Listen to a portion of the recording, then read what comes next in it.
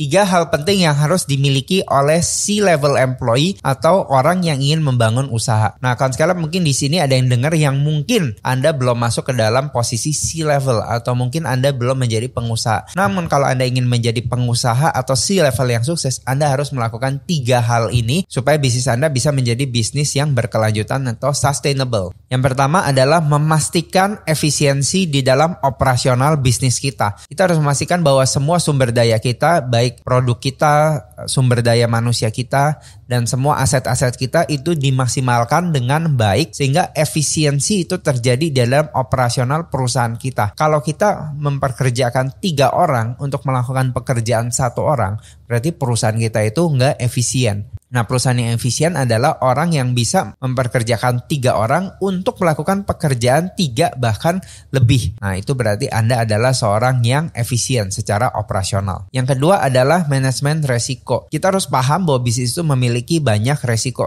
finansial, resiko ditipu orang, apalagi kalau kita kasih hutang ke orang. Bahkan juga resiko ketika kita melakukan bisnis jual beli adalah resiko barang nggak laku kejual. Nah, kita harus bisa melakukan risk management di dalam setiap aspek bisnis kita sehingga apapun kondisi bisnis yang terjadi, bisnis kita itu juga bisa sustainable. Yang ketiga adalah inovasi yang berkelanjutan. Perusahaan yang sukses itu terus-menerus berkembang untuk melakukan inovasi. Nah, contoh yang kita bisa lihat paling gampang adalah di bidang tech. Kita bisa melihat dari tech company. Kalau tech company itu nggak berkembang, tech company itu akan usang. Kita ambil contohnya adalah Nokia. Nokia waktu zaman Korea masih sekolah adalah perusahaan ponsel yang sangat terkenal. Namun ketika Nokia gagal untuk beradaptasi dari segi teknologi dan inovasi, maka Nokia pun saat ini hampir tidak kedengaran lagi. Namun perusahaan yang terus berkembang secara inovasi, perusahaan ini akan membangun bisnis yang berkelanjutan. Nah, itu aja 3 tips dari Ko Erwin supaya bisnis kita, baik Anda yang berada di C-level atau owner bisnis, itu bisa menjadi bisnis yang sustainable. Kalian ada saran lain nggak untuk para C-level dan business owner? Tulis di kolom komen ya. Salam cuan.